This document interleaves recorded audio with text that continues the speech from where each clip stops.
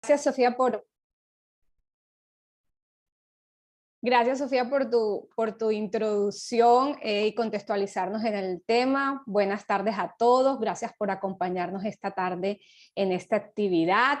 Esta es una actividad que realizan las chicas de WSTEM dentro de la semana de lo que es dentro del marco de la Semana de la Ingeniería, y vamos a tener la oportunidad de escuchar a un importante panel de expertos en tema de diversidad, y cada uno de ellos desde su contexto nos van a contar su experiencia y reflexiones sobre las estrategias para incrementar la diversidad, especialmente en nuestros ámbitos académicos, que es un poquito el tema de lo que es el panel de la tarde de hoy. Pues empecemos un poquito primero por la casa, digámoslo así. Ya sabemos que la Universidad del Norte siempre ha estado como comprometida con la sociedad y siempre ha sido referente regional y nacional en modelos de educación y formación, pero también se ha preocupado y en los últimos años en liderar buenas prácticas de inclusión en todas las dimensiones.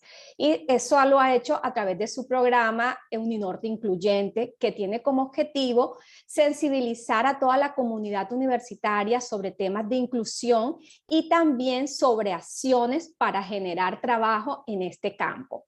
Paola Alcázar ha sido, digamos, una de las principales líderes. Yo creo que ha sido la líder con la cual nació este modelo de inclusión uninorteño, ha sido la mamá de este programa. Y nos gustaría que nos hablaras, Paola, un poco de cuál es el panorama actual en Uninorte en el tema de inclusión, cómo nos encontramos actualmente, cuáles han sido los grandes retos que has tenido que manejar en estos últimos años con este modelo, y también los principales logros. Y por último, ¿qué tareas quedan pendientes? ¿Cuáles son los siguientes pasos a seguir? Cuéntanos un poquito, Paola. Bueno, Rita, primero que todo, agradecerles la invitación, pero también felicitarlos. La verdad es que es un honor para mí estar aquí en este panel de expertos y en este panel, además de un tema que yo creo que lo que estamos aquí nos apasiona, y es todo lo que tiene que ver con la inclusión de las mujeres, la equidad de género, el valor que tenemos nosotros como mujeres en la sociedad, y más en estos tiempos en donde, bueno, aportas de temas como el de Afganistán, que todavía nos mueve mucho por dentro, y que a mí me inviten hoy a hablar de esto, la verdad es que para mí es un honor. Pero también felicitar a todo el equipo de ingeniería de la Universidad del Norte, a su decano, y que pongan además este tema a trabajar y a pensar a los estudiantes, a los futuros ingenieros, que lo estén investigando, que lo estén conversando. La verdad es que es muy, muy valioso, no solamente para la universidad, sino que creo que para la región Caribe y por supuesto para el país. Bueno, Uninorte Incluyente, la verdad es que como tú lo decías, este es un tema que vengo trabajando desde hace muchos años y que he tenido el honor de dirigir en la Universidad del Norte, gracias primero que todo a nuestro rector, el doctor Adolfo Meisel Roca, que ha sido no solamente sensible con el tema, sino que se ha empoderado con este tema y nos ha permitido soñar en grande. Yo creo que definitivamente los créditos hay que dárselos al rector, porque sin su dirección y sin esa apertura que él tiene con este tema, pues no sería posible. Pero también a todo el equipo de trabajo. Yo aporto un granito, pero esto es un trabajo mancomunado, esto es un trabajo de los estudiantes, los egresados, los profesores, los administrativos. Entonces paso a responder tus preguntas. Yo no traje presentación, prefiero que sea conversadito todo. Entonces, les cuento, Uninorte Incluyente en efecto es una iniciativa institucional, promueve la consolidación de una comunidad académica integrada por todos estos públicos objetivos que les he mencionado, en donde se impulsa primero la empatía. La empatía es un valor que nuestro rector ha hecho mucha promoción en estos últimos años, en los que hemos estado midiéndonos esa fuerza emocional y esa fuerza que tenemos como seres humanos, porque bueno, el mundo nos cambió la dinámica de vida y la pandemia nos puso a pensar fuera de la caja, literalmente fuera de la universidad. Entonces, la empatía es uno de los grandes valores de Uninorte Incluyente, pero también, por supuesto, el respeto a la diferencia, sin dejar de lado una educación con calidad, pertinencia e interculturalidad. En ese sentido, todos, docencia, investigación y por supuesto extensión, trabajamos para que la inclusión sea un tema en el que logremos impactar a la comunidad, pero que también abramos las puertas de la universidad con la mano puesta en el corazón. Es importante anotar que si bien empezamos a hablar de Uninorte Incluyente hace ya varios años, solo hasta el 2018, con la llegada del doctor Adolfo Meisel, empezamos a hablar de la inclusión con distintos públicos objetivos. Anteriormente lo hacíamos únicamente con la población con discapacidad, pero a partir de la llegada del rector Meisel dice, yo quiero seguir trabajando la inclusión, pero con toda la población, inclusión de género, inclusión de raza, inclusión de religión, inclusión social, inclusión de discapacidad, por supuesto.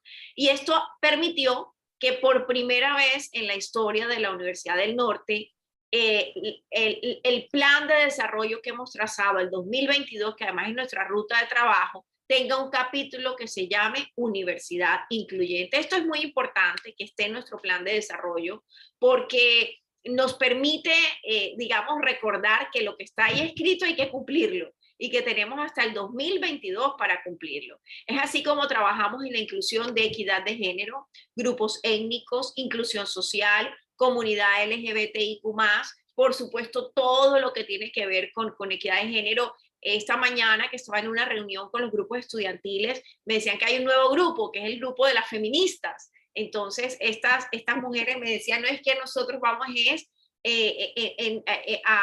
liderar estos cambios estructurales que queremos hacer desde el feminismo. De manera que es una apertura a este tema. Y lo interesante, Rita y equipo que está aquí en esta mesa de trabajo, equipo de expertos, está en todas las líneas de la universidad. Nosotros tenemos unos compromisos. Ahorita Rita preguntaba, bueno, ¿y cuáles son esos desafíos y esos compromisos? Tenemos unas tareas que debemos cumplir antes de que llegue el 2022 y es hacer nuestra política de inclusión, formar y acompañar al profesor, porque es que nuestro docente está formado para sus áreas de experticia, está formado en el caso de ingeniería para enseñar un tema en particular, porque son doctores especialistas en un tema en particular, pero digamos que no está enseñado para trabajar la inclusión, para trabajar la equidad. Entonces, desde áreas muy fuertes y organizadas en la universidad como el CEDU, por ejemplo, acompañamos a los docentes en esta capacitación que se hace necesaria y que además es permanente, pero también estamos trabajando con los grupos de investigación para que este tema se investigue, genere conocimiento. Esto es un tema que no está acabado, que requiere un permanente estudio, una permanente revisión de todos estos, de lo que sale, digamos, de lo que hay hoy en vanguardia. Eso lo tenemos nosotros que también que investigar, y por supuesto todo lo que tiene que ver con promoción de la inclusión. Entonces, desde estas líneas que he mencionado están nuestros más grandes desafíos. Vale la pena mencionar, dado el tema de este panel, que desde la Comisión de Política, Índice de Inclusión se hizo en el 2019 una caracterización en donde participaron 1.601 estudiantes y abordó distintos grupos poblacionales. Me parece importante resaltar uno de los resultados que arrojó este ejercicio y que tiene además mucha relación con el tema que estamos trabajando en este panel, que es equidad de género, y en él se vio una percepción muy marcada sobre las áreas catalogadas como carreras de mujeres y carreras de hombres. Esa es una realidad que está en el mundo y que la tenemos nosotros también aquí en la Universidad del Norte y que por lo tanto hay que mencionarla. Esta información tuvo mucha relación entre los y las estudiantes matriculadas en el área de ingenierías, que es el área que nos convoca hoy. En ese momento les doy estos datos: el 10.3% de las mujeres que estaban en ingenierías de sistemas, en ese momento el 10.3% de las mujeres estaban en ingeniería de sistemas, mientras que el 89.7% eran hombres. En ingeniería eléctrica, por ejemplo, era el 24.4%, mientras que el 75.6% eran hombres. Para el caso de electrónica, las cifras eran muy parecidas: 17% mujeres, 83% hombres. Y así pasa también, por ejemplo, en áreas como matemáticas, que también la realidad y la proporción son más o menos las mismas. Algunos de los encuestados y quienes participaron en estos grupos focales compartieron que la elección de la carrera, fíjense ustedes, está muy influenciada por la presión familiar. Es decir, todavía hay una presión en casa que le dice a la niña, no estudies esto porque es una carrera de hombres, o al niño, no estudies este, al varón, no estudies este porque es una carrera de mujeres. Entonces, esto marca sin duda esa decisión tan importante. En este mismo ejercicio también se hizo la caracterización con los colaboradores, con los profesores en el año 2020 y digamos que se encontraron también algunas conclusiones interesantes que nos llevan a acciones como trabajar fuertemente en esta formación, en el lenguaje de inclusión que deben tener nuestros docentes, en las acciones que deben tener nuestros docentes. El fin de semana en una clase de posgrado al que también invité, hablando de educación inclusiva, a una de las mujeres que hacen parte del grupo estudiantil de equidad de género, mencionaba como, por ejemplo, uno de los temas que más es frecuente en estas carreras STEM es que cuando habla una estudiante mujer y explica algo, por ejemplo, entonces viene generalmente un hombre y dice, lo que ella quiso decir fue. Entonces ella decía, esa frase de que lo que ella quiso decir fue, nos pone a nosotros como si no nos explicáramos bien. Entonces, ese tipo de lenguaje, de prácticas en el aula de clase, hace parte también de lo que estamos trabajando, de lo que queremos cambiar. Lo interesante es que ha habido una apertura total de parte de nuestros docentes, de parte de nuestros colaboradores, y digamos que ahí está la tarea pendiente, pero lo importante es que lo estamos haciendo. Otro gran desafío, la construcción de la política de inclusión de la universidad, y hemos tenido avances interesantes, hemos trabajado con profesores, con administrativos, con estudiantes también, y por supuesto con todos los equipos de investigación, pero digamos que son nuestros dos grandes desafíos, el tema de nuestra política de inclusión y el tema de seguir acompañando al docente en todas estas prácticas académicas que no se pierda, digamos, la excelencia y la calidad, pero donde se promueva el respeto, la empatía, el ponerme en los zapatos del otro y, por supuesto, también la equidad. Ahí resumí un poco. Gracias, Paola. No sé si alguno de los otros expertos del panel quieran profundizar en alguno de los temas que tocó Paola, o seguimos con la siguiente área de preguntas. A mí me pareció muy impresionante el trabajo que están haciendo ahora. Yo recuerdo haber hablado hace unos años y realmente veo que hay un espíritu ahora de tomar acciones. Me parece muy bueno la idea de entrenar a los profesores. Y yo, de hecho, le daría ciertos puntos específicos sobre qué entrenar, que van más allá de equidad.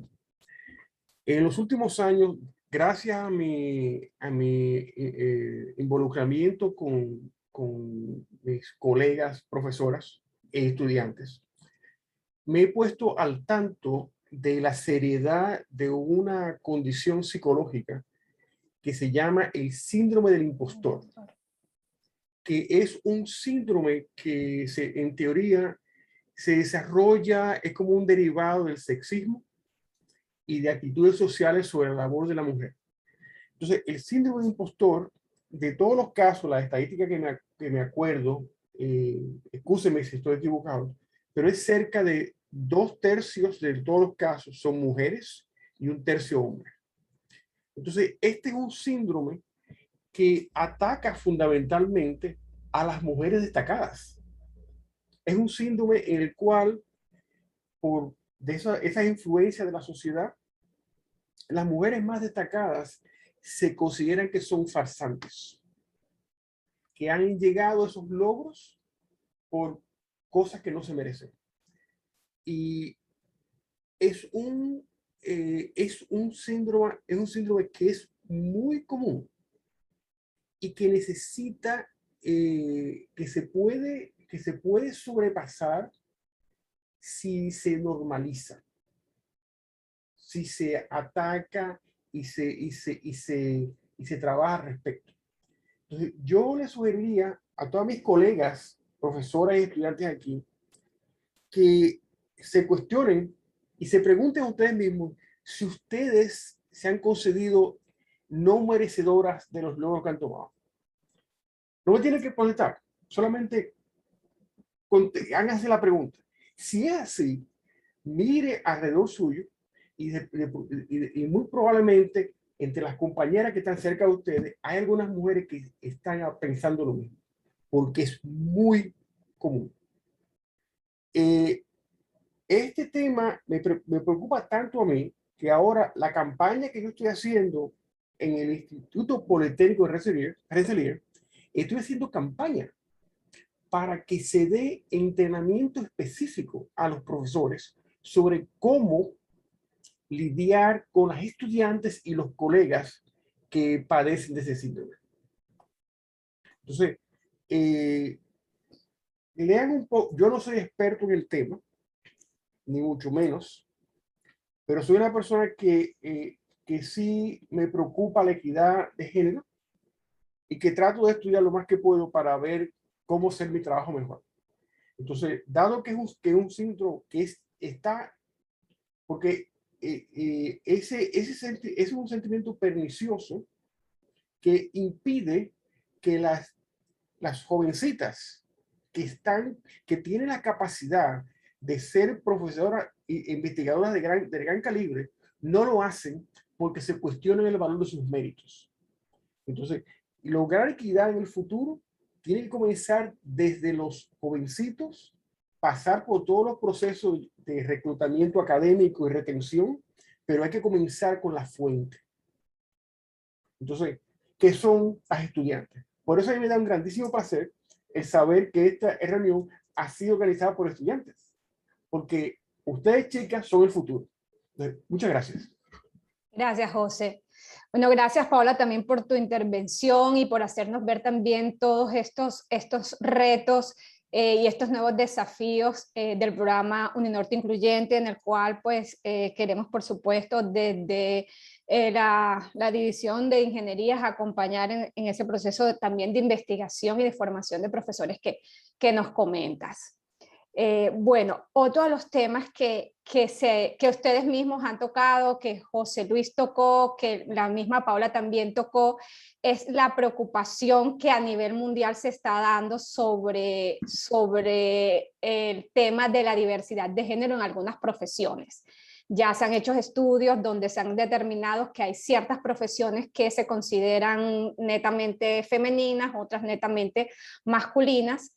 Y pues digamos, debido a esta preocupación, muchas universidades, muchas instituciones a nivel mundial ya han puesto en marcha planes de acción para incrementar la diversidad. Con José Luis, que ha sido también uno de nuestros asesores y que ha trabajado con nosotros desde hace ya bastante tiempo sobre el tema de mujeres en ingeniería. Él ha participado en muchos, ha sido colaborador en muchos de los talleres y programas que hemos hecho en el proyecto WSTEM. Sabemos que en su universidad han desarrollado, han implementado también muchas estrategias exitosas para lograr diversidad y sobre todo disminuir los estereotipos de los roles. Entonces nos gustaría, José Luis, que nos contaras un poquito acerca de estas estrategias que lideran en tu institución o que tú conoces y que nos puedan también servir de base para crear nuestras propias estrategias y el camino a seguir de aquí en adelante. Sí, bueno, yo creo que nosotros, lo que hemos hecho en Rensselaer, yo sigo siendo crítico de lo que hemos hecho. Porque yo creo que yo no creo honestamente que seamos el mejor modelo. Claro, eso es yo creo que, pero yo sí tengo una idea de lo que creo que deberíamos hacer. ¿Entiendes? Básicamente, yo también, sí, para beneficio del grupo, yo tengo aquí una presentación que me gustaría presentarla. Para que creo que ayudaría un poco más, porque lamentablemente está en inglés, entonces no, probé un camino con ciertas experiencias de universidades que yo considero que lo están haciendo mejor que nosotros. Ok. Así que no quiero presentarme como que nosotros somos los santos de la cosa, porque no creo que sean. Y son de las cosas por las cuales yo peleo. Entonces, déjenme entonces compartir esto. todavía hay mucho camino que recorrer, entonces yo creo que por eso es lo importante de esta actividad, es ver qué se está haciendo y conocer, porque Sí. siempre hay cosas mejores que hacer, así que todo esto es bienvenido. Paso número 1 es el asunto de entrenamiento, tomar conciencia del síndrome de impostor. Yo he trabajado con mujeres brillantísimas que, comparando mujeres y hombres, entre la gente más inteligente que conozco, están ahí. Y esas chicas se cuestionan sus habilidades. Se cuestionan sus habilidades. Recuerdo haber escrito un artículo con una de ellas, en la cual había una pequeña asunción, una asunción que era una tontería, pero que la tuvimos que tomar. Esa chica, al escribir el artículo, se flageló por esa asunción que era explicable. ¿Por qué lo hace? Por ese sentido de que esto no está completamente perfecto.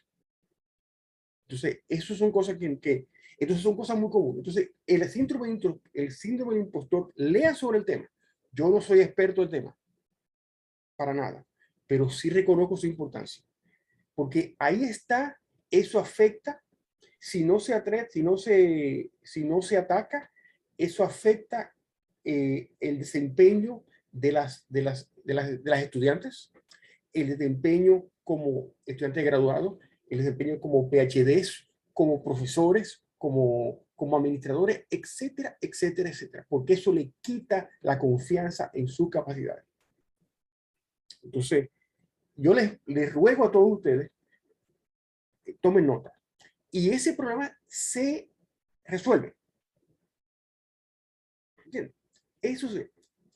Entonces, eso yo diría que es el punto número 1. Entonces, ¿qué se ha hecho? Lo que le voy a presentar aquí es un documento, traído un documento que preparamos cuando yo era presidente del Senado de la universidad, y también fui el codirector de una fuerza de trabajo para básicamente fomentar equidad. Entonces, entonces nosotros entrevistamos a 6 o 7 universidades que encontramos que son un gran modelo. Y yo se las voy a presentar al final. Entonces, esta es una especie de catálogo de todas las... Dame un segundo a ver si es esta la... Okay. Entonces, esta es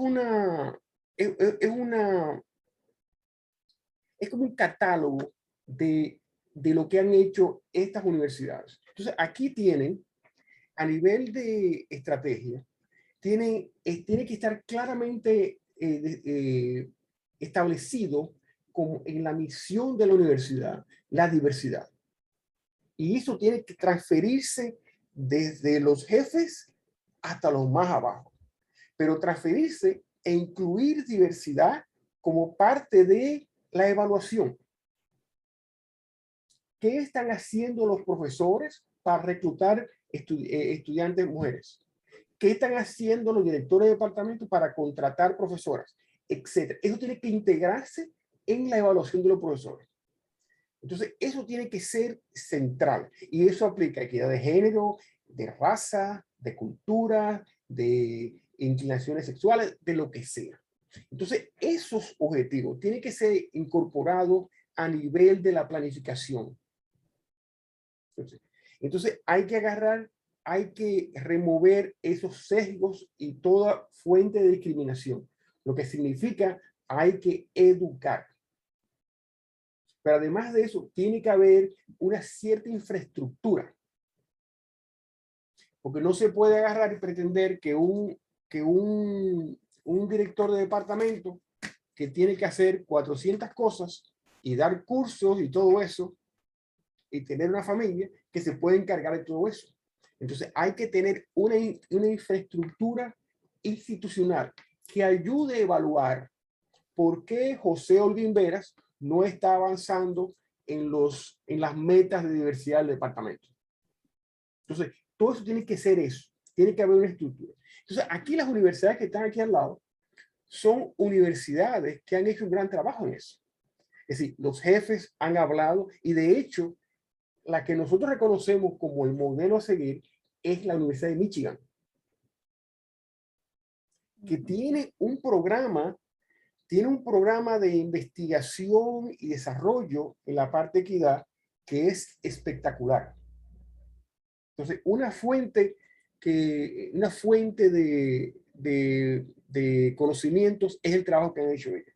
Ellos tienen declaraciones explícitas, tienen las evaluaciones, la educación, etcétera, etcétera, etcétera. Entonces, eso es vital. También tiene que invertirse en eso. Si la universidad es importante, los jefes tienen que apoyarla materialmente. Así es la cosa. Entonces, estas son algunas de las medidas. Entonces, aquí, además de eso, por ejemplo, en el caso de aquí las universidades que están aquí, que están en vacío, es que creo que al momento de cuando preparamos este reporte no teníamos los datos. Pero básicamente, para reclutar, obviamente hay que autorizar la contratación, hay que proveer incentivos para la contratación de candidatos diversos, hay que promocionar las posiciones en los sitios adecuados, hay que agarrar y tomar pasos para que el grupo de aplicantes sea tan grande y diverso como sea posible. Lo que significa que hay que identificar a candidatos potenciales.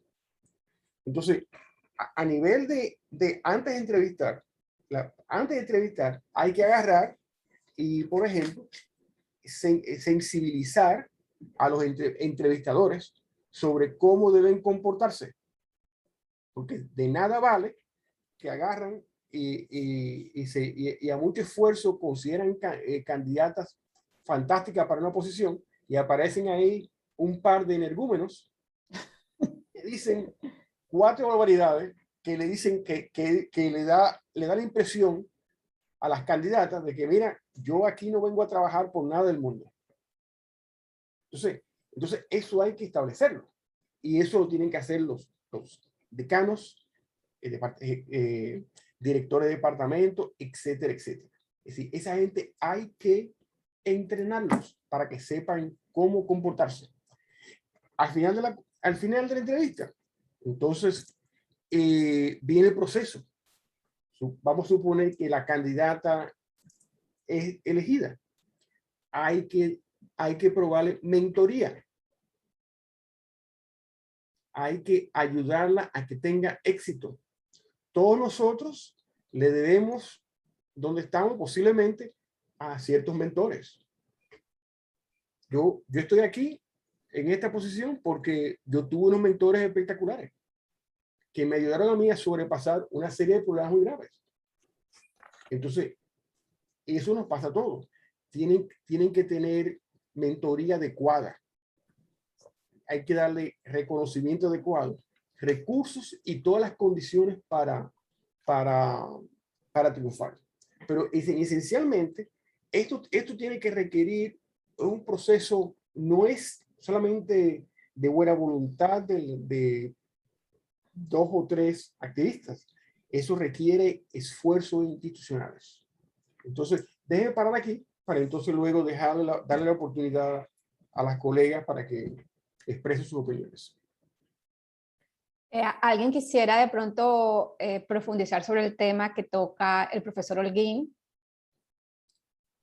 ¿Cómo hicieron? A mí me gustaría saber cómo hicieron la selección, es decir, cómo llegaron a esas universidades y cómo definieron los descriptores, un poco más desde el punto de vista metodológico, porque uno podría pensar en réplica de este tipo de actividades para el contexto local.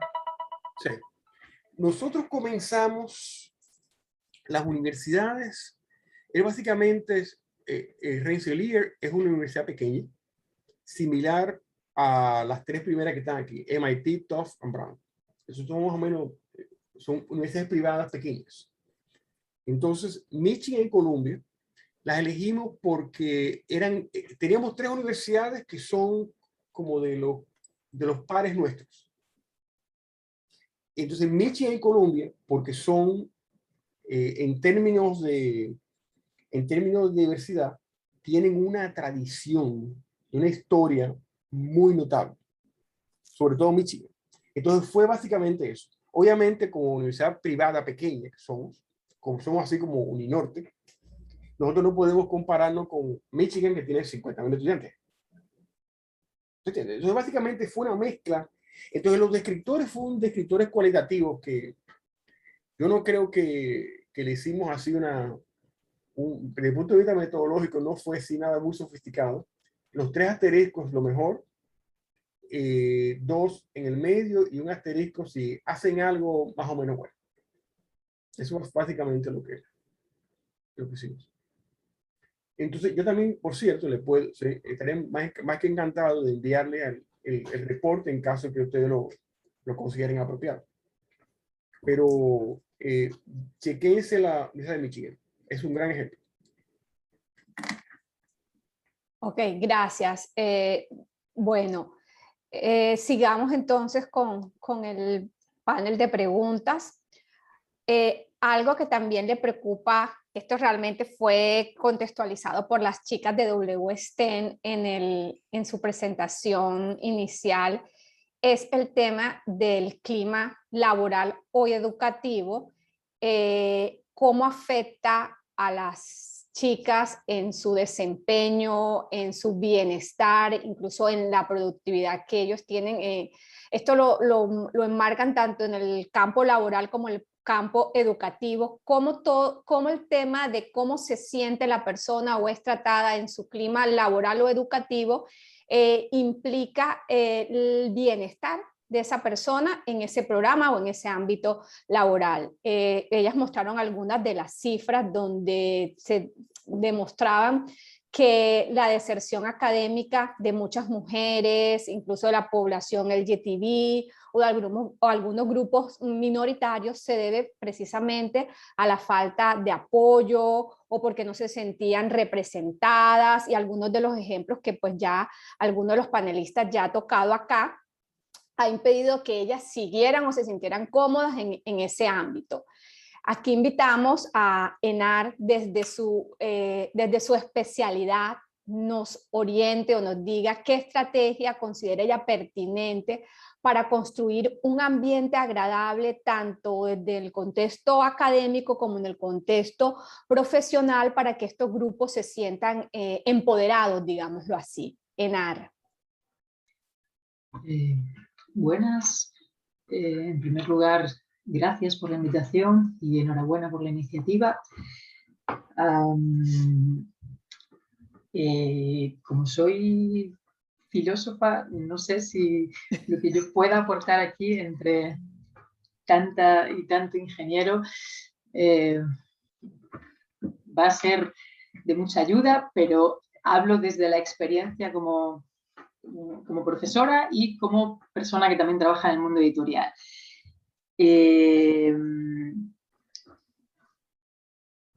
Como profesora de filosofía antigua, estuve pensando en estas cuestiones mucho porque Platón le da mucha importancia a la necesidad de ir a la raíz, ¿no? Como ha señalado también el profesor José, a la raíz del problema. Es decir, cuando Platón habla de que hay que hacer un cambio político profundo, lo primero que hace es dar un paso atrás y pensar de qué manera a través de la educación puede darse ese cambio. Entonces, hay una reflexión muy buena en la filosofía antigua sobre, bueno, desde la infancia, sí, desde los 3 años, los niños, las niñas aprenden imitando, ¿no? Esa cuestión de la imitación y de la mímesis es súper importante en Platón.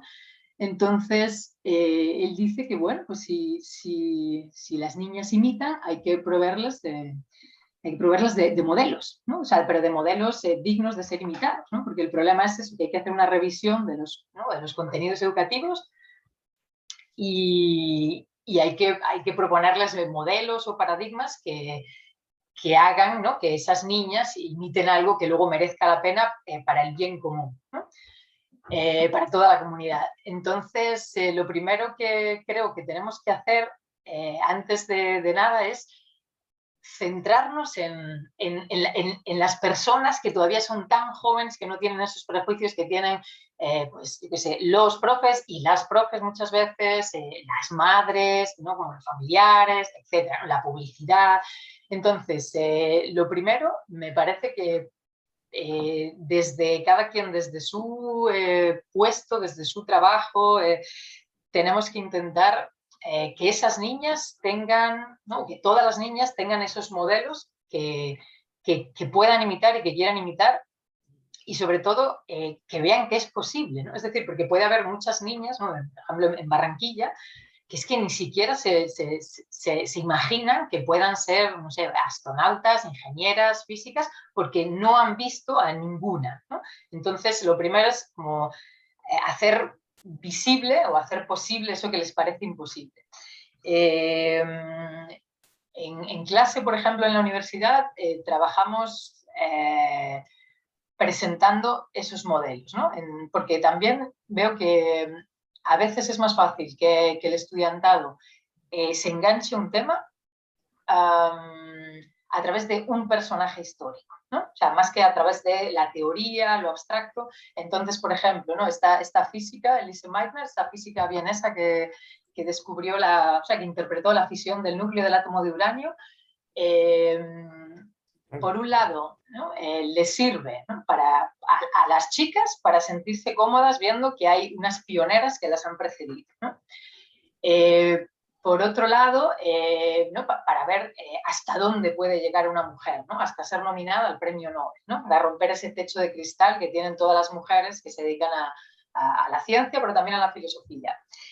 Y por otro lado, también veo que sirve para que los chicos de la clase no se sientan incómodos a la hora de tratar cuestiones de género, que eso es muy importante, ¿no?, que no se sientan excluidos, como diciendo, esto es solo para las chicas. ¿Por qué? Porque al ver las injusticias que ha sufrido un personaje histórico, de algún modo no sienten que les están como leyendo como la cartilla o como inculcando ningún tipo de ideología, ¿no? Es decir, que se sensibilizan al ver que hay personas de una valía intelectual, científica, etcétera, que han sufrido unas injusticias a las que cualquier persona puede ser sensible, ¿no?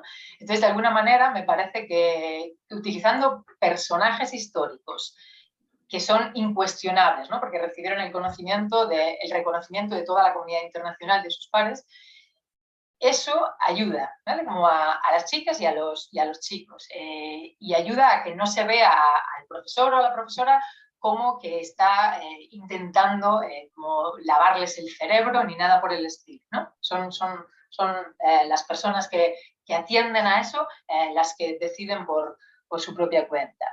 Pero eso en la universidad, ya digo, sin embargo, creo que como hay personas ya que llegan a la universidad con un montón de prejuicios, o que llegamos, ¿no?, tenemos que encontrar la manera de trabajar con los colegios. Es decir, que las universidades trabajen con los colegios, con las guarderías, con los parvularios, con la alcaldía, con el Ministerio de Educación, para que ese trabajo que hacen las personas que forman, ¿no?, las personas más importantes, que son quienes forman a los más pequeños,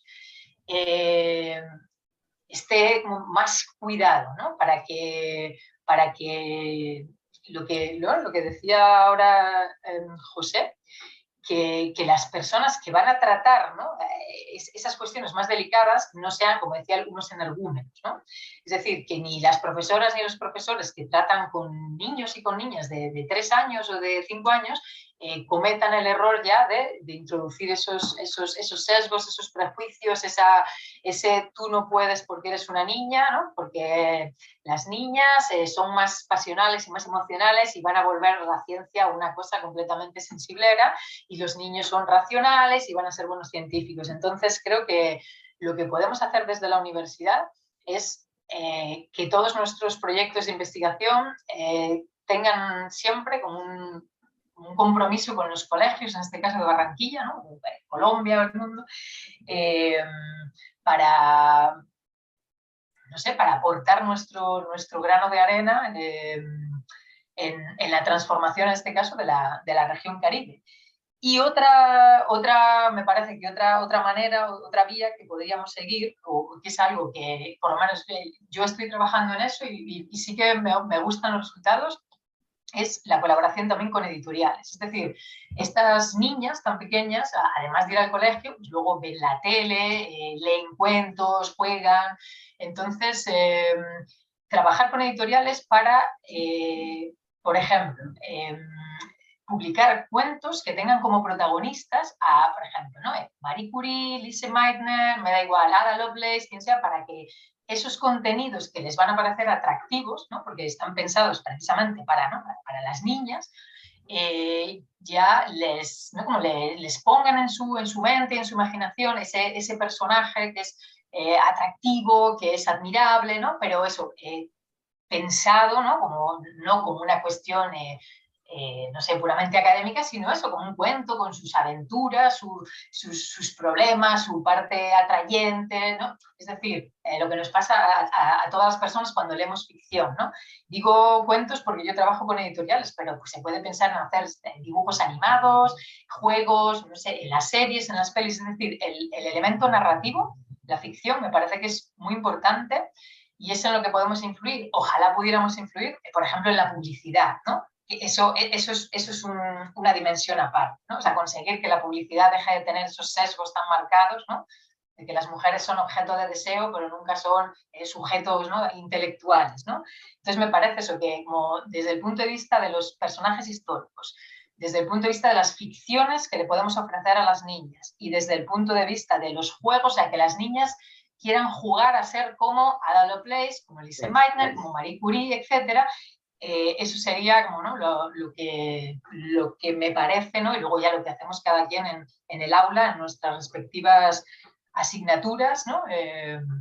Desde la filosofía antigua, desde la filosofía de la ciencia, y eso, el trabajo con colegios y con editoriales o con quienes quieran o quienes trabajen en eso, en la elaboración de ficciones. Puede ser la televisión, me da igual el cine, cortos, videojuegos, por ejemplo, me parece que sería una cosa súper efectiva, ¿no? Ahora, pero bueno, estoy pensando en niñas realmente pequeñas, entonces me parece que el elemento más fácil y más efectivo puede ser mejor un cuento, ¿no? Que ya poner a una niña de 3 años a jugar a videojuegos. Me parece que los cuentos que tengan protagonistas, que sean ingenieras, científicas, pueden ser una cosa muy, muy, muy efectiva y muy apetecible, ¿vale? Que no se vea como un deber, una tarea, sino como diversión, juego y disfrute. Gracias, Enar. Me parecen súper interesantes estas estrategias que planteas, lo del juego, lo del cuento, que se puedan llevar a los colegios, pero incluso también pienso que se pueden traslapar algunas de estas actividades a través de las mismas chicas de WSTEM, donde siguiendo, digamos, tus ejemplos, ellas también puedan presentarles a las chicas de primeros semestres los modelos, y los modelos pueden ser también las profesoras o pueden ser las otras niñas que están en último semestre, que son sobresalientes, que ganan premios. Entonces me gustó mucho esas ideas, porque creo que hay muchas cosas que se pueden anotar aquí. Espero que las chicas estén anotando como estrategias para trabajar y poder empoderar cada vez más a las chicas que estudian ingeniería o que quieren estudiar en ingeniería. Gracias, Enar. A mí me pareció genial comenzar con Platón. Sí. Me pareció genial. Creo que ya ahí me ganaste completamente. Yo avisé. Fuera de concurso. Entre ingenieros. No. A mí eso me pareció genial. Bueno, perdón, Rita, yo quisiera conocer un poco el trabajo que está haciendo Enar con Lise Meitner. Al fin, ¿en qué quedó esa historia tan maravillosa de esta mujer revolucionaria, súper avanzada a su época y con unas claridades éticas muy, muy claras? Por cierto, les envié una página de web Ok. que está en inglés, lamentablemente, pero entonces tiene ahí una lista de mujeres súper famosas que han sufrido o siguen sufriendo del síndrome de impostor. Les sugiero a todos ustedes, chicas, que realmente hay muy buena compañía. Gracias. Gracias. Nada, el trabajo sobre Lizzie Meitner, he terminado ahora todo el proyecto de investigación y toda la redacción del texto, pero ahora, bueno, ya salió, por ejemplo, un cuento en esta editorial con la que estoy trabajando sobre ella, que lo he estado revisando, entonces ya existe ese cuento para que lo lean las niñas. Yo ahora he escrito otro sobre la primera médica de mujeres, una médica de la antigüedad griega, Agnódice. Entonces ese es otro cuento que va a salir, es decir, vamos eligiendo, ¿no?, un listado de mujeres que seguramente, ¿no?, habrá varias, ¿no?, de las que aparecen en la página que recomienda José. Y eso orientándolo, pero ya digo, de una manera apetecible, ¿no?, que no parezca un libro de texto, sino que haya aventuras, ¿no?, así como... Y bueno, ahora lo que veo es que ha crecido mucho el volumen de publicaciones que se orientan hacia las niñas y les presentan este tipo de personajes. En Colombia he visto menos, pero en Europa está siendo un boom. Entonces sí que sería chévere que, por ejemplo, no sé, a lo mejor que la editorial de la Universidad del Norte se atreviera, ¿no?, pues a combinar ese tipo de investigaciones que podemos hacer sobre personajes femeninos con, por ejemplo, las ilustraciones que pueden hacer estudiantes de la propia universidad o estudiantes de los colegios, es decir, que hay una colaboración, que no sea una cosa asimétrica, que lleguemos desde la universidad a decir ya a los colegios nada, sino que podamos colaborar, o incluso que sean los propios estudiantes de los colegios quienes se animen a ilustrar esas historias y la cosa académica se traduzca un poco en algo más apetecible, ¿no?, por ejemplo. Gracias. Cuando tú hablaste, Enar, el papel de los ejemplos es vital, de los ejemplos a seguir. Entonces yo me estaba preguntando, pero si hay tan pocas mujeres, es decir, por el problema de la discriminación, ¿dónde conseguimos los ejemplos? Entonces tú haces referencia a los personajes históricos, que yo creo que eso hay que explotarlo. ¿Tú entiendes? Eso hay que explotarlo. Entonces yo creo que ahí me contestaste una pregunta que yo tenía cuando, ¿dónde conseguimos los ejemplos? Y son los personajes históricos. Es que creo, José, que sí los hay, pero con muy escasa visibilización. Es decir, Sí. muy... En general también tenemos, las mujeres en ingeniería tendemos a participar poco en ciertas actividades, tratamos de mantener un bajo perfil por muchas razones. Entonces eso también hace que tengamos menos visibilidad en el trabajo que estamos haciendo. Pero bueno, con Hernán estuvimos haciendo un listado y llegamos a 101 mujeres que deberías conocer en las áreas STEM. ¿Recuerdas, Hernán? Y nos quedaron un montón todavía por fuera. Es decir, ese trabajo también de recopilación desde la academia de estos perfiles y traer esas historias del pasado, de traerlas a esta modernidad con unas imágenes y con de pronto algo de ficción que posicione esas vivencias de estos personajes en los tiempos de hoy también podría ser una excelente opción. Sí, eso es que ahora el New York Times, en los últimos 2 años, ha estado todas las semanas publicando personas ignoradas. Básicamente 90% mujeres. Personajes históricos que tuvieron grandes logros, que nunca fueron discutidos sus logros en el New York Times. Entonces, ahora para mí... pero 90% son mujeres y hay otro % pequeño de negros y demás, pero eso es muy importante. Hay que documentar la historia de esos pioneros. Pero quería como comentar algo allí, Rita, porque precisamente es que pasa hasta en nuestra casa. Ahorita cuando yo hacía mi intervención hablaba, bueno, no sé si fue aquí porque la verdad es que ya llevo 2 espacios hablando de lo mismo esta mañana y ahora entonces yo no me acuerdo si lo dije aquí, pero decía que, creo que fue en realidad esta mañana, nuestro rector ha renombrado muchos de los espacios que teníamos en la universidad, que algunos tenían otros nombres y otros no tenían nombre. Entonces, por ejemplo, eso ha hecho que los estudiantes se pregunten. Voy a mencionar solo 2 nombres, Mayra del Mar y Marvel Moreno.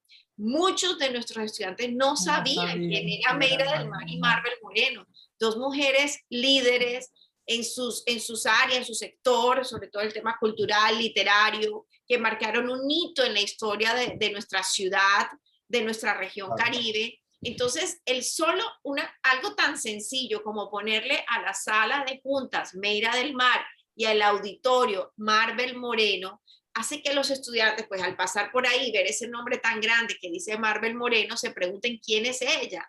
Entonces es también con estas pequeñas acciones como nosotros damos un mensaje de estas mujeres que han sido líderes, pero también que los mismos estudiantes se pregunten y aprendan la historia de las mujeres que sin duda alguna han transformado nuestra sociedad. Entonces, son acciones pequeñas, pero que significan mucho y que por supuesto enseñan y van llevando este mensaje pues, de generación en generación.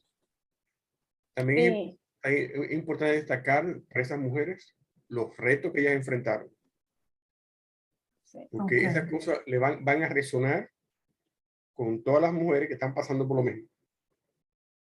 Eso es no solamente la parte bonita, sino los retos que ellas enfrentaron. Sí, y además en otra época, porque podríamos quedarnos aquí hablando de Marbel Moreno, pero justamente, por ejemplo, en el caso de Marbel, lo que ha invitado es a que se lean sus libros. Y Marbel justamente fue una mujer que vivió en el exilio. Ella se exilió, se fue de Barranquilla por una presión social muy, muy fuerte. Y quien lea a Marbel Moreno no va a leer a la mujer que fue líder y que fue bonita y que fue reina del carnaval, etcétera, sino a la mujer que sufrió, una mujer que tuvo que romper paradigmas e irse de la ciudad porque la presión social no la dejaba ser feliz. Entonces, al final, pues tuvo un final muy triste, pero bueno, igual se sublevó a ese sistema y se fue a vivir en Europa. Entonces, es un poco también, José, este tema de, bueno, de no contar lo bonito, estamos de acuerdo, sino contar también la historia que tuvieron que hacer, lo que tuvieron que vivir para romper esos paradigmas y además en esos momentos históricos que definitivamente son muy distintos a los que tenemos nosotras hoy. De hecho, una de las cuestiones que hemos conversado con varias personas en la universidad sobre de dónde sacar estos modelos era, bueno, y esto de recurrir a modelos históricos, ¿no les parecerá muy aburrido a estudiantes de 18 o 20 años? Y resulta que ese prejuicio lo tenemos nosotros solamente, pero luego los estudiantes ante esas injusticias y ante esas dificultades superadas y ante esa grandeza muchas veces intelectual, científica, moral, ética, no solo no les parece aburrido ver un personaje del siglo XIX o del siglo XX, sino que hacen eso, ¿no? Como se sorprenden de que una sola mujer haya podido superar tantísimos obstáculos. O sea que a veces el prejuicio lo tenemos nosotros y no lo tienen los estudiantes. Eso es, creo, importante tenerlo en cuenta. Y las barreras también las tenemos nosotros y pasa no solamente con el tema de mujeres, con otros temas otras poblaciones que yo les mencionaba ahorita, por ejemplo en el tema de la discapacidad, sin salirme un poco, pero en el tema de la discapacidad la principal barrera es la mental. Y además la más difícil de derribar. Entonces, porque yo puedo poner una rampa y una baranda y listo, pero la barrera mental es la más difícil. Y en el caso de las mujeres, pues nos pasa igual. Tenemos unas barreras culturales muy, muy, muy arraigadas en nuestra sociedad y en muchos otros países. Yo tuve la oportunidad de vivir en México. Yo creía que los hombres colombianos eran machistas hasta que conocí a los mexicanos, a los que quiero mucho, pero me di cuenta que no era un tema solamente de los colombianos. Y la verdad es que son unas barreras culturales, mentales, sociales, que cuesta romperlas y son las más difíciles, sin duda. Sí, gracias a todos por su participación. Bueno, aquí lo que nos estamos dando cuenta es que tenemos muchos retos, muchas cosas todavía que trabajar. Es un tema que hay mucho camino por recorrer, pero bueno, ahí está también la capacidad que tenemos y las ganas que tenemos la gente que estamos trabajando en esto para sacar adelante y poder ir dando los primeros pasitos para consolidar un proceso bien interesante. Bueno, hemos hablado ya, digamos, dentro de los temas que hemos conversado, hemos definido que hay un gran problema que se ha identificado y es que dentro de las profesiones STEM hay una brecha. Una brecha de género, y es una brecha grande que realmente se debe también al tema de los roles que se les inculcan a las niñas desde temprana edad, donde se dicen que los niños son buenos en matemáticas y las niñas son buenas en comunicación. Rosaura, que ha trabajado ya con nosotros también, hace parte del grupo de universidades que estamos trabajando en el proyecto de WSTEM. Cuéntanos un poquito desde la experiencia de tu institución, qué acciones y estrategias se han tomado para disminuir esa brecha de género en los programas STEM. Sí, bueno, yo creo que voy a hacer como repetitiva con algunas de las cosas que ya han dicho, así que me van a disculpar. Cuando yo leí la pregunta esta que me habían dicho, ¿verdad? ¿Cuáles acciones y estrategias? Yo decía, ¿qué pregunta más difícil para dar una respuesta? Porque realmente yo creo que necesitamos ver nuestro entorno, porque no hay como una receta. Tenemos que leer nuestro entorno. Entonces, y uno diría que la estrategia, entonces, es reconocer que tenemos el problema. Eso ya es evidente, ¿verdad? Muy claro, pero hay otra gente que no lo reconoce, porque ya interiorizó de que las cosas eran así. Sí. Que así son. Entonces uno dice, qué difícil, ¿verdad? Entonces, ¿qué hacemos? Y hablaban ustedes de muchas cosas, ¿verdad? Y la compañera de filosofía yo en el centro de muchas de ellas, ¿verdad? Y creo que el profesor Holguín también mencionó algo, y es que tenemos que educarnos, y más bien es reeducarnos. Y entonces, así como los seres humanos aprendemos de formas distintas, imagínense que entonces esas acciones que hay que tomar van a ser distintas.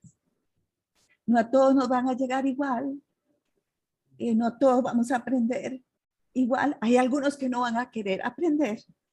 Entonces, por eso también, como mencionaba la compañera de allá de Barranquilla, hay que tener una normativa que nos ayude para podernos basar en ella. Pero también hay que ser valientes, porque esos primeros pasos cuestan. Desde tener la normativa, hacerla cumplir, tratar de cumplirla, o inclusive empezar por hacer una normativa. Entonces, ¿qué diría yo? Reconocer el problema, hacer un análisis de cómo está la situación en mi entorno, cómo son los números. Ya lo sabemos. Por ejemplo, en la Universidad de Costa Rica, normalmente de cada 10 personas que entran a la universidad, solo 3 van para STEM. Entonces, vean, ¿y cuántas son la Universidad de Costa Rica? Bueno, Costa Rica es un país pequeño, 54,000 kilómetros cuadrados, que ahora está lloviendo horrores y que deben haber oído los truenos, ¿verdad? Sí, sí. Y la rayería ni se imaginan la que tenemos en este momento. 54,000 kilómetros cuadrados, 5 millones de habitantes, donde casi 1 millón de ellos son foráneos del norte y del sur del país, que vienen de Nicaragua principalmente, de Panamá, 1 millón de personas de esos 5 millones. La Universidad de Costa Rica, la más antigua, con alrededor de 50,000 estudiantes a nivel nacional. Entonces, bueno, ¿qué hacemos en nuestro entorno?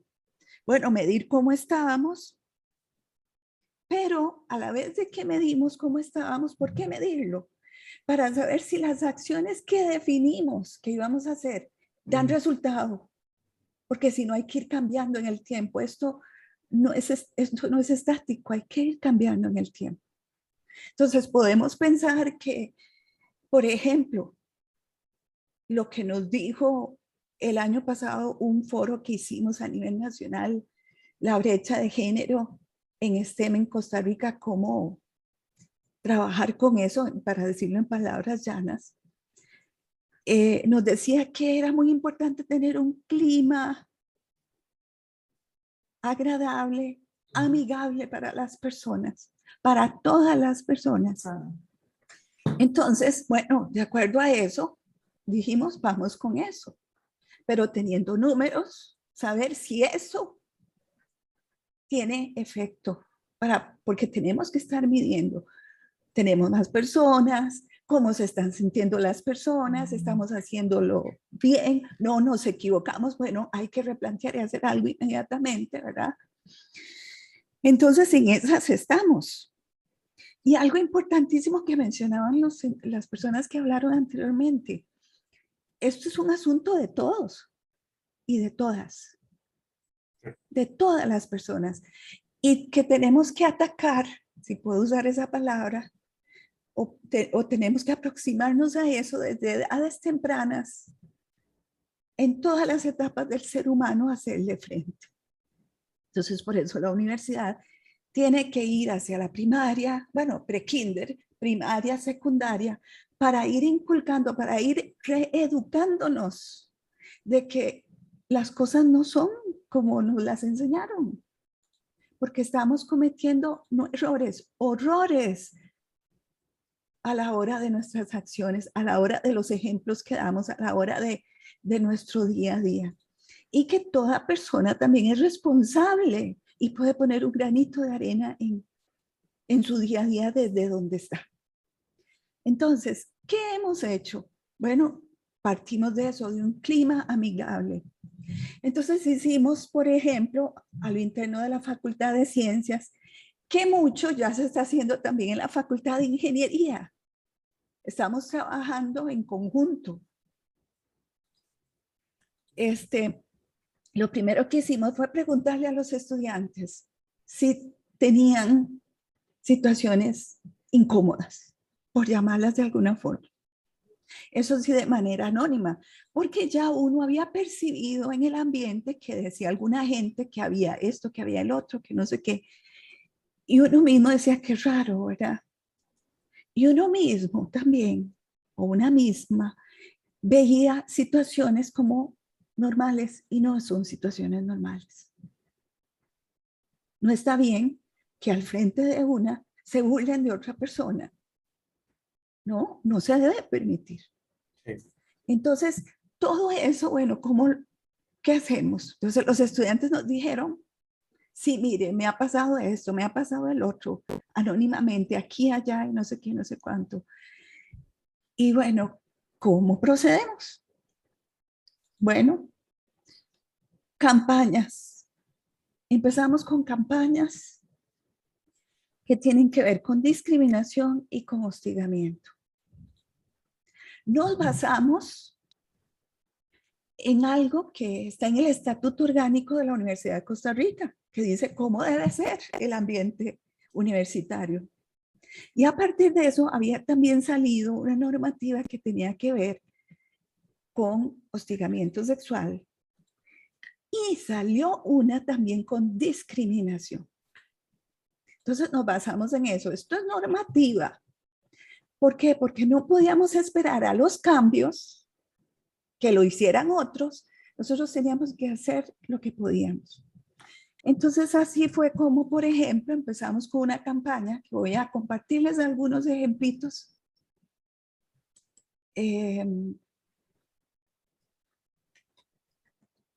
Pero antes puse esta laminita que espero que la vean, igualdad, equidad. Que eso es clave, porque a veces lo confundimos, porque debemos buscar un clima amigable para todas las personas, donde seamos inclusivos y que todas tengan iguales oportunidades y que logremos esa equidad. ¿Y por qué lo pongo esto?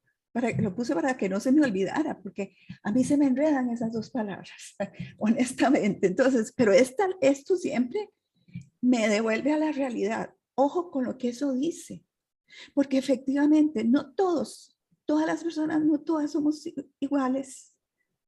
Todas necesitamos diferentes situaciones para tener esa equidad, para ser inclusivos. Eso me lo dice. Esa lámina me la dice y me lo aclara. Entonces, claro, empezamos con esa campaña, no es correcto. Una gran parte basados en discriminación, otra gran parte basados en hostigamiento. Entonces, ejemplos de eso. No es correcto discriminar a una persona por su identidad de género o orientación sexual. Y empapelamos, podría decir, las redes sociales, de todas las personas, los correos con todo esto. Y claro, nos basábamos en qué? En que esto está en un reglamento. Y si no, tenían que denunciarlo. Claro, aquí pusimos denuncia en la Facultad de Ciencias. ¿Por qué? Porque en ese momento no teníamos a la Comisión Institucional de Discriminación formada. Todavía no había salido. Acababa de salir el reglamento, pero no tenían el lugar donde ir a quejarse. Entonces nosotros dijimos, se quejan con nosotros y nosotros seguimos un debido proceso, porque al final todas estas cosas que no están bien hechas están tipificadas en alguno de los reglamentos ya existentes de la universidad. Ya están ahí. Lo que pasa es que no sabemos a veces cómo usarlos. Otro fue, bueno, por su condición de salud o discapacidad. Otra fue por su, perdón, aquí me brinqué una, por su origen étnico o nacionalidad. Por sus creencias religiosas, agnósticas o escépticas. Tampoco se vale. Por su edad, porque también se da, ¿verdad? De diferentes formas. Y después pasamos a estas de hostigamiento. Humillar, ofender con palabras o gestos, imágenes de naturaleza o tonos sexualizados. Involucrarse, esto muy importante, involucrarse en acercamientos o diversas formas de contacto físico no deseados por otra persona, o cuando haya conflicto por la relación de autoridad administrativa o académica. Porque mientras una persona está estudiando, no puede ser que alguien que le está dando el servicio se involucre con ella. Ningún docente, ningún asistente de cursos, nadie, porque ya se establece una relación que no es pareja, que no está bien, y que en cualquier momento cualquiera de las personas puede salir, como decimos nosotros, por dentro. Y por lo general, aquí va a ser la persona estudiante la que va a salir mal, ¿verdad? Y así sucesivamente, hicimos esa campaña. Y después la siguiente parte de la campaña fue con lo que yo llamé las frases célebres. Lo que los estudiantes nos habían dicho que se había dicho en las aulas. Y vieran qué cosas más terribles.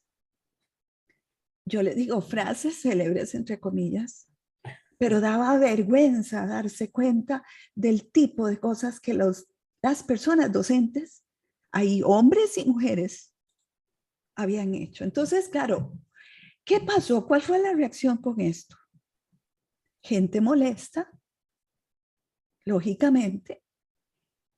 Entonces me decían, mire, Rosaura, que es que tal y tal, dígale a esa persona que hable conmigo para ver qué es y cómo entonces revisamos qué es lo que está pasando.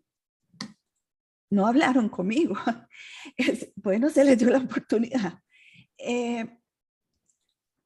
Las frases célebres, es que esto se debió haber visto a lo interno de la escuela, porque con las frases célebres, como dicen, le cayó el guante a la gente, a ciertas personas que las dijeron. Entonces, que esto debió haberse hablado, claro, no usamos nombres porque no debíamos en ese momento decir fulano perencejo en esto, no, porque no se trataba de eso en ese momento, ¿verdad? Pero sí, ojo, esto se está dando y esto no se debe permitir, no está bien, no es correcto. Entonces, ¿qué ocurrió? Bueno, eso, sin embargo, a la vez de que había gente incómoda, resulta que entre los mismos docentes me comentaron que tenían, por esto de la virtualidad, grupos de WhatsApp, donde comentaban y daban sus ideas de lo que ocurría. Entonces, que cuando empezó a salir la campaña, una gente empezó a decir, no es posible que esto lo estén sacando a lo interno de la facultad, que qué barbaridad, que no sé qué. Bueno, vieran todo lo que dijeron, pero los mismos compañeros y compañeras empezaron a decirles, no, está bien, porque esto ocurre y no se ha frenado. Llevamos años tratando de que no suceda y sigue sucediendo. Y esto no está bien, tienen razón. Y es mejor que lo saquemos nosotros a que nos lo saque otra gente. Entonces, se quedaron calladitos. O calladitas también, porque hombres y mujeres. Ok, ¿y qué pasó? Les comento. Las personas estudiantes han hablado más. Las personas estudiantes han denunciado. Las personas estudiantes ya no se quedan tranquilas y dicen, se nos está presentando esto, ¿qué hacemos? Y entonces eso ha dado la oportunidad de que ya sean las personas directoras en las direcciones de las escuelas, hagan algo al respecto, y si no, ya eso llega a las decanaturas respectivas. Porque a veces los estudiantes, cuando vieron esto, inmediatamente le han escrito a uno, se han sentido acuerpados, han sentido que sí, que está bien, que tienen razón de no vivir este tipo de cosas. Y lo han hecho. Entonces, abrió una puerta que lo que quiere es educar, ¿verdad? Dar oportunidad. Le dijimos a las personas, esto no está bien y lo vamos a seguir haciendo. Viene la segunda parte de la campaña. Los cansamos todo el primer ciclo lectivo. Dejamos unos casi 2 meses de tranquilidad. Venimos con la siguiente etapa. Que la siguiente etapa tiene que ver con qué, con cómo debo actuar realmente. Ya sé que esto no se debe hacer. No lo debo hacer como docente, no lo debo permitir como estudiante, no lo debo copiar como de persona estudiante tampoco, ni hacerlo yo. Esto no se hace tampoco. Entonces, ¿qué pasa cuando tengo estas situaciones? Vivo estas situaciones. ¿Cómo debo proceder? ¿Ok? Recordarles la reglamentación, aquí está. Entonces, de una forma más interactiva, para que no sea tan aburrido. Entonces ya viene la campaña con una pregunta que hace posibles respuestas, y si la respuesta fue tal, bueno, es correcta, como debe haber sido, ¿verdad? Pero todo siempre en positivo.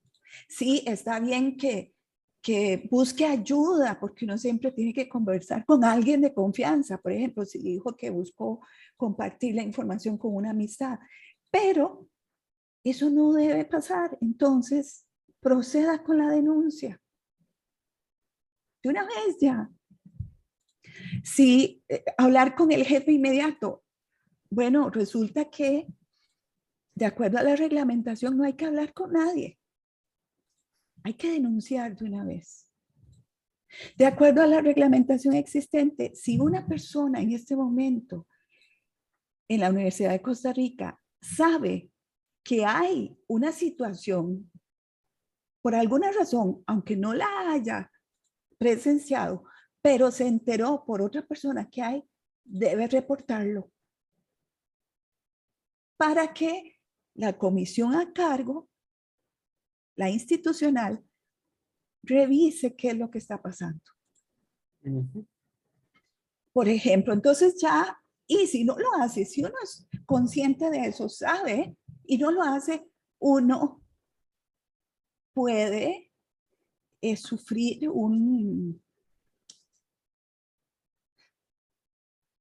ir hacia un proceso disciplinario. Entonces, claro, vean a lo que hemos llegado. ¿Por qué? Porque por mucho tiempo se ha dicho, no está bien, no está bien, pero de hecho hay que pararlo ya, ya no se puede permitir. Ya lo intentamos de buena manera, le recordamos a la gente cómo es, pero de a partir de ahora no pueden seguir esto, ya se acabó. ¿Por qué? Porque desafortunadamente tenemos personas que hay que frenarlas. Sí. Ya, hay que frenarlas. Y será con miedo, con un reglamento y que se va a cumplir. Bueno, será de esa forma entonces. Mientras los otros que vienen detrás empiezan a vivir otra cosa que no es lo mismo que ellos vivieron. Sí. Entonces, en eso estamos, con tratando de tener ese clima amigable. Entonces, vean que esto va dirigido a ser inclusivo. Ahora, ¿qué más hemos hecho? Otra cosa que estamos haciendo es establecer en las diferentes facultades, ya está, una comisión de mujeres o de género, pero establecerla bien. Ahí que es donde les digo que cada institución o inclusive facultad tiene que ver pues lo mejor. Porque la Facultad de Ciencias lo hicimos diferente a la que lo está haciendo la Facultad de Ingeniería. La Facultad de Ciencias dijo, tenemos que crear en cada escuela una comisión y que se le dé carga a esas personas por estar en esa comisión para que se dediquen a ciertas cosas. Entonces, cada escuela de la Facultad de Ciencias ya tiene conformada su comisión de mujer en ciencia, de género, como le hayan querido llamar. Eso fue libre. Pero va a haber asuntos relacionados con equidad, claro, enfocadas a una mayor participación femenina.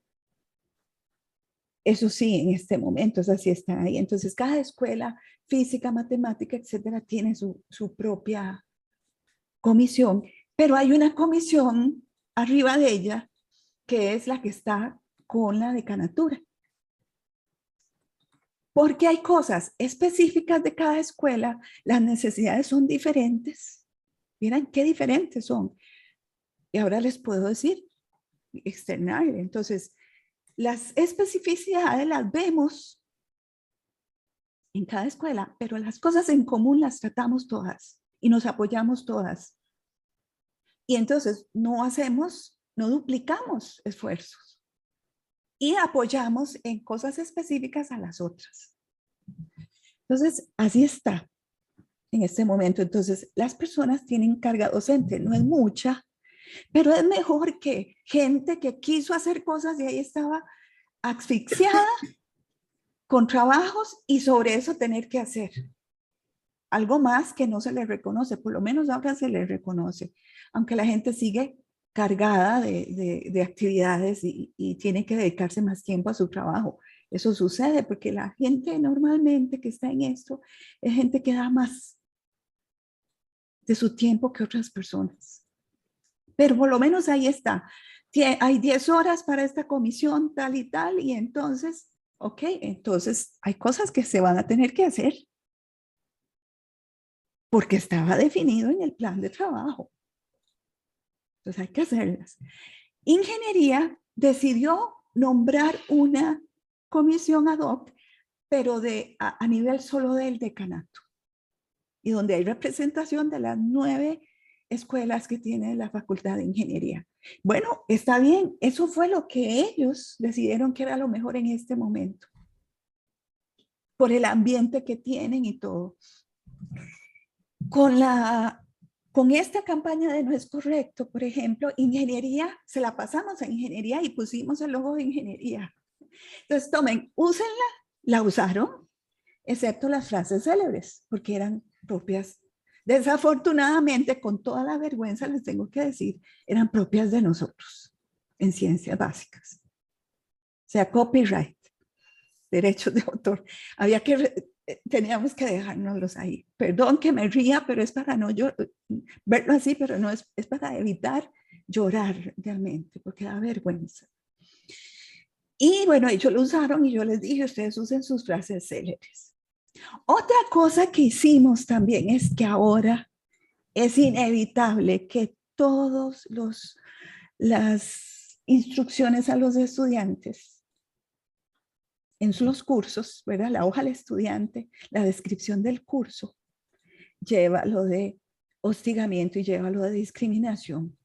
Les hicimos unas cosas lindísimas que todo mundo tiene que ponerlas en sus planes de estudio. Entonces, y tienen que leerlas al inicio. Cuando leen su programa para el curso, deben leerla. Eso fue otra cosa que hicimos. ¿Qué pasó? A la hora de que hicimos eso, les recordamos a las autoridades universitarias que de acuerdo al nuevo reglamento de hostigamiento, eso tenía que ir. Entonces, inmediatamente la vicerrectoría de docencia de la U le mandó a todo mundo el mensaje, pero no incluyeron discriminación. De discriminación no lo incluyeron, yo no sé por qué, pero igual nosotros lo incluimos con la ventaja de que ciencias básicas le da servicio o apoya apoya la enseñanza de, bueno, yo no sé, de las facultades que tenemos a nivel universitario, 9 facultades. Entonces, una población altísima de estudiantes la van a ver. Entonces ya estamos ahí protegiendo también los que no son de nuestra área y que reciben clases con nosotros, que a veces hacemos las cosas tan mal, ¿verdad? Entonces, eso está ahí. Entonces ahora todos los semestres viene eso. A ingeniería le dimos el otro de discriminación. No lo quisieron usar. Usaron solo el de hostigamiento para empezar. Pero ya después yo les dije, miren, es que discriminación con base en el artículo tal y tal y tal y tal del estatuto orgánico. Entonces ya, ay, sí. Claro, y yo entiendo. ¿Por qué? Porque uno a veces quisiera que la gente tome estas cosas de buena manera, pero no todo el mundo las toma de buena manera. Entonces, por eso, a veces hay que dar lo que llamo yo un salto a veces al vacío y arriesgarse. Y saber que le puede costar a uno que no lo reelijan en el próximo periodo, por ejemplo. Pero son cosas que hay que hacer porque no está bien. Entonces, claro, uno tiene que medir, y aquí entro a algo importante aquí, uno tiene que medir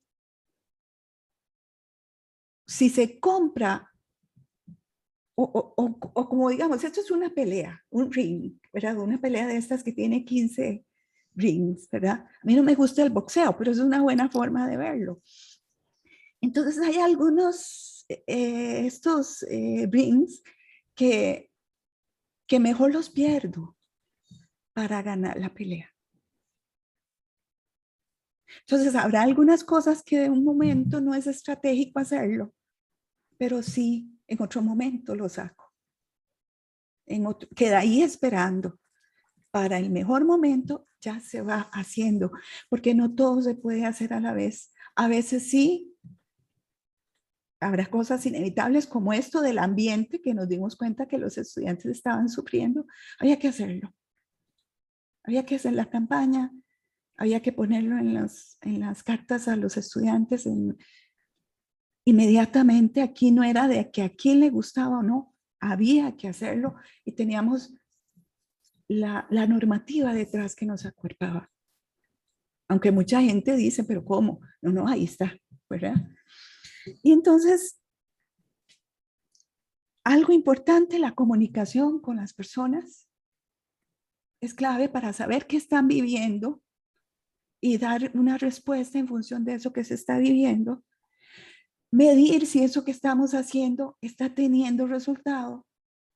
A final de año nosotros haremos una encuesta para ver cómo está la situación, a ver si la campaña que ha durado todo este año, que durará todo este año, hizo algo, ¿verdad? Va a ser difícil medir, pero por lo menos podemos medir algunas cositas ahí. Y seguir motivando una participación femenina, por ejemplo, una participación de personas que quieran. También digo femenina, masculina, en general en estas áreas STEM, y se está haciendo. Por ejemplo, ya hay escuelas que hay actividades, seminarios, por ejemplo, que se dan de cátedras y esto. Entonces, ya saben que igual cantidad de hombres y de mujeres ponen de expositores. Entonces, una semana es un varón, la siguiente semana es una señora, la siguiente porque ya se les dijo y lo están haciendo, ¿verdad? Hay que procurar que se visibilice la mujer en estas áreas. Ya lo están haciendo. Unos más difícil convencerlos, otros sí han tomado la batuta. Compañeros, varones que dicen, sí, este es un tema importante y ellos lo están haciendo también. Entonces, es un trabajo de todas las personas también, hay que involucrarlas. Y por eso hay que, yo sé que es muy difícil, pero hay que tratar de que todos estos grupos que trabajamos por lo mismo, trabajemos unidos o hagamos cosas en conjunto. Yo sé que es muy difícil para no duplicar esfuerzos, ¿verdad? Yo sé que es complicado, pero vale la pena. Y otra cosa, bueno, también es que sí, definitivamente se vuelve clave cuando uno está en un puesto de estos, ya en un decanato, digamos, yo lo noto. Uno tiene, por lo menos le hacen un poco más de caso, reciben las cartas y las leen. A veces no las responden, pero las leen y ahí va uno molestando y eso queda. Y hay gente que sí se lo toma muy en serio y hace caso. Entonces es también estratégico buscar que hayan personas que busquen lo mismo, que busquen construir y que las pongan en esos lugares estratégicos para poder acuerparse también en todas las acciones que vayan a hacer en esta promoción de la equidad. Lo dije bien, no igualdad, equidad. Entonces, más o menos esto era lo que les quería comentar. Gracias, Rosaura, por tu intervención. También muchos aspectos importantes para rescatar. El tema de las campañas, el tema también de la estrategia, que muchos de ustedes han dicho en sus intervenciones.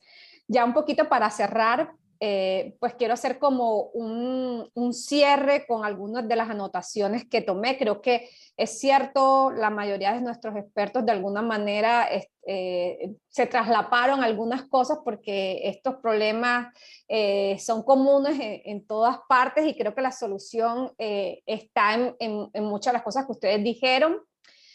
Lo primero es un gran reto, no es un tema fácil, incluso ya hay universidades o algunos de los que están aquí ya tienen un camino bastante recorrido, bastante tiempo trabajando en ese tema, pero aún así se identifican que hay debilidades y hay todavía cosas que hay que trabajar, entonces es un reto.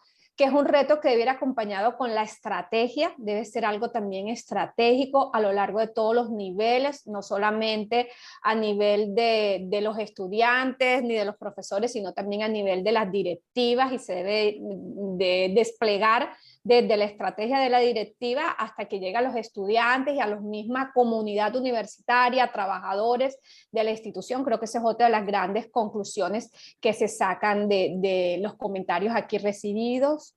Algo muy importante que creo que todos los panelistas estuvieron de acuerdo, la importancia de la investigación, del conocimiento. Es importante conocer los contextos, porque también ustedes mismos han dicho que cada contexto es diferente, cada carrera, cada profesión es diferente. Entonces es importante conocer esos contextos, cómo estamos, también conocer referentes internacionales, que ya vimos que en el caso que nos presentó José Holguín, cómo ellos revisaron sus referentes o cómo se compararon con otras instituciones y trataron de extraer lo mejor de esos referentes. También se habló de conocer un poco en esto de la investigación el tema de la historia, para conocer los posibles roles o modelos a seguir. Entonces hay una parte también importante de trabajar desde el punto de vista de investigación, que luego se debe traslapar a otro elemento que todos estuvieron muy alineados, que es el tema de la formación. Entonces debemos formarnos en el tema de cómo eso que investigamos lo llevamos a cada uno de los grupos, a todos los niveles que hemos establecido. Se habló de mentorías, se habló de los modelos a seguir, y de pronto lo de establecer lo de los cuentos, y que la formación fuera bien bastante interactiva. Entonces ahí también hay un reto grande o estrategias grandes que trabajar. Y el tema de la promoción, cómo se hacía o cómo se llegaba a todos estos públicos a través de la promoción. Y pues también nos hablaban del tema de las campañas orientadas, y todo esto va, digamos, nada de esto es independiente. La investigación, formación y promoción deben ir de la mano. Se va a promover sobre lo que se investigó y sobre lo que se formó, y se va a formar sobre lo que se investigó y sobre lo que se está promoviendo. Es alguno de los temas que se establecieron. Se habló también del tema de las mentorías, se habló del acompañamiento que se debe hacer también a nivel de colegios. No solamente es mirarnos como una isla universitaria, sino cómo también esto lo traslapamos a colegios desde la primera infancia. También se habló de la familia. Entonces, bueno, ahí hay muchos retos que seguir. Creo que estas son algunos de los elementos. De pronto se me escapa alguno, pero hubieron muchas ideas interesantes que hay que trabajar, que hay que explorar a nivel de institución, a nivel de profesores, a nivel de los mismos estudiantes y sus grupos estudiantiles, de apoyo a todo este proceso que estamos viviendo a lo largo de la universidad y de los mismos programas, para poder dar, digamos, respuesta a esta necesidad que claramente ahí vemos el problema. Hay una necesidad de trabajar en esto. Yo con esto cerraría con estas pequeñas conclusiones, pero igual quiero dar un espacio, cierro las conclusiones de lo que dijeron los panelistas, pero sí quisiera dar un espacio, porque creo que tenemos unos 15 minuticos, si hay alguna pregunta por parte del público o alguien quiere hacer algún comentario adicional. No sé, a Lucy la veo como con ganas, que de pronto quiere decir algo. Sí. Entonces está abierto el espacio, este pequeño espacio para qué, para los comentarios del público. Yo quería compartir una anécdota que me hicieron dos estudiantes que vieron una asignatura con el mismo profesor, y una de las chicas, la que estaba más avanzada en la carrera, decía que cuando el profesor iba a explicar, eso tiene que ver con objetos, y cuando iba a explicar objetos, y menos mal que ojalá no me vayan a averiguar quién es el profesor, él siempre explicaba con un ejemplo que tenía que ver con un auto, con un carro.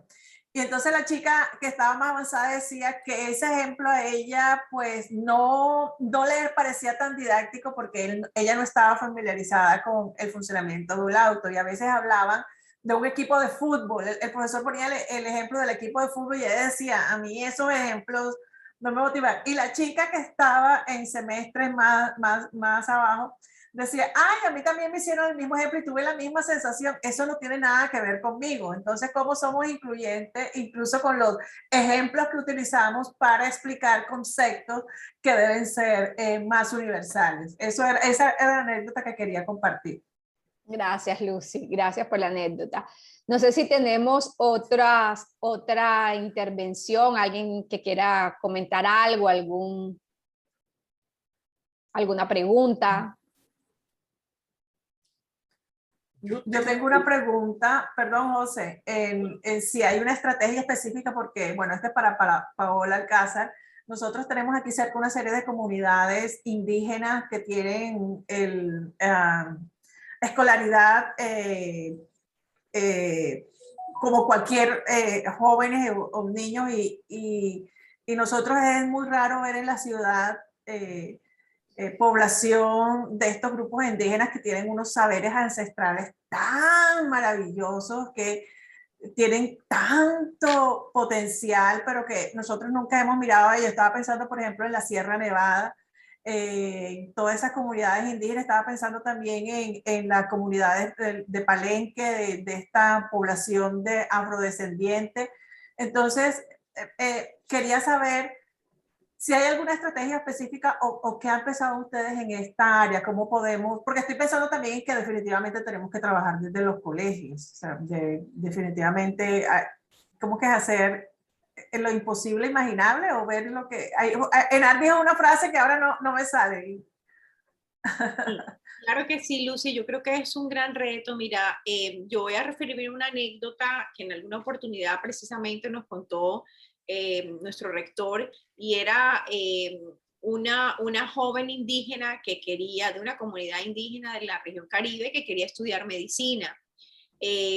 Todos sabemos que nosotros como institución educativa superior tenemos que regirnos pues por lo que nos diga el Ministerio de Educación Nacional, y en eso pues la forma en que, o digamos, para que un estudiante ingrese a una carrera profesional nuestra, pues necesita presentar las pruebas de estado con unos resultados que pues son necesarios, y ahí no podemos hacer nada, ¿verdad?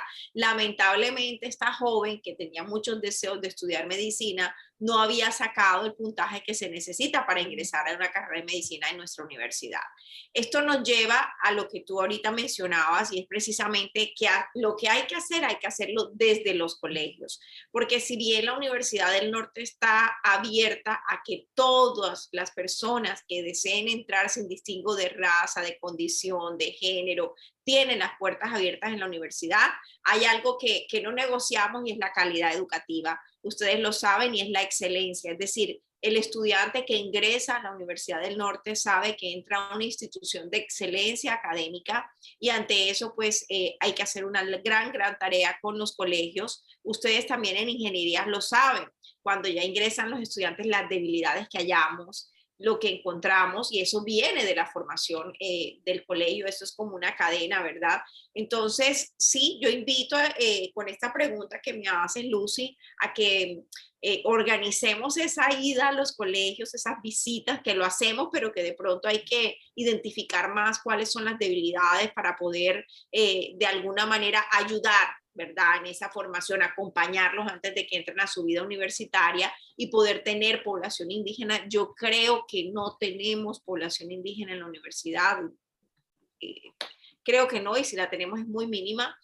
Tenemos que aumentar también la población afro en la universidad, tenemos que aumentar también la población de mujeres en ingenierías. Esa es una labor en la que yo sé que ustedes están trabajando fuertemente, pero también tenemos que aumentar el número de hombres, por ejemplo, en enfermería, y aumentar preescolar, educación preescolar. Y aumentar el número de hombres en educación preescolar, y queremos hombres enfermeros, hombres que estudien preescolar, hombres también, más hombres en psicología. Entonces, digamos que la tarea es de parte y parte.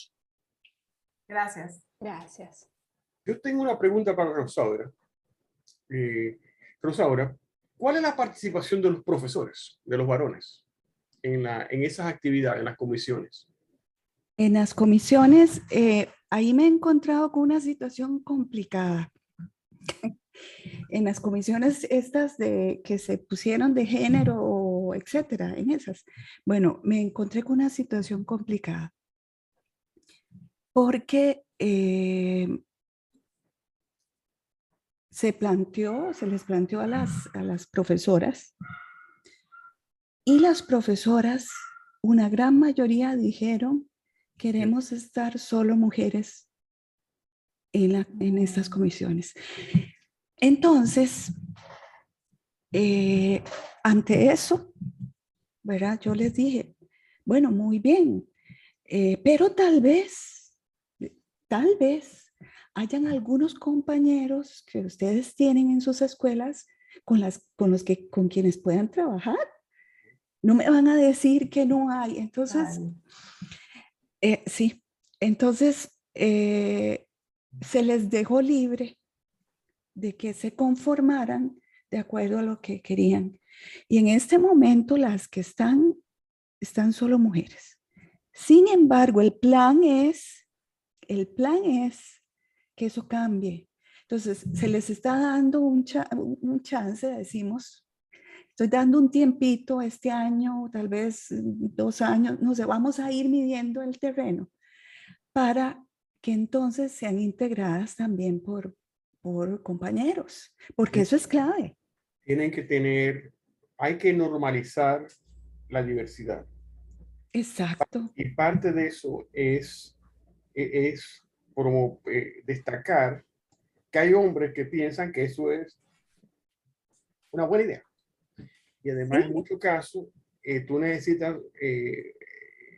hombres que le puedan decir a otros, miren chicos, esto está mal. Exacto. No. Y mientras más altos tengan, mientras más altos, mientras más además influyente ese hombre, más sean. Sí, decir, de hecho. Hay que pelearla con todos los soldados que no pueda conseguir. Exacto, no, yo estoy de acuerdo completamente con eso. Pero verán qué complicado, porque son las mismas mujeres. Es el temor. Jóvenes, estudiantes mujeres, que han dicho no queremos. También porque estamos trabajando con las estudiantes en algunas comisiones o en algunos grupos no han querido. Y vieran lo que me costó convencer a un grupo de mujeres que ahí están ingenieras, un montón, que les diéramos opciones a que muchachos participaran en eso. Es que vean, nos van a hacer esto y el otro y aquí. Vean, hagamos un trato. En el momento en que se den situaciones incómodas que no deben ser, lo paramos y ya. Y si no hace caso, lo hacemos sacado a la reunión. Y se acabó. ¿Cuál es el miedo? Pero es un proceso, porque aquí, don José, el asunto es que hay mujeres que han sufrido mucho, sí, que se inhiben mucho al frente de los varones. O sea, es terrible. Viera qué cosa más terrible.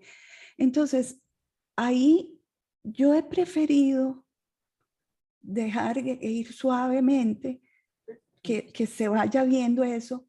Porque, por ejemplo, vean en el caso, yo soy química, ¿verdad? En el caso de mi escuela,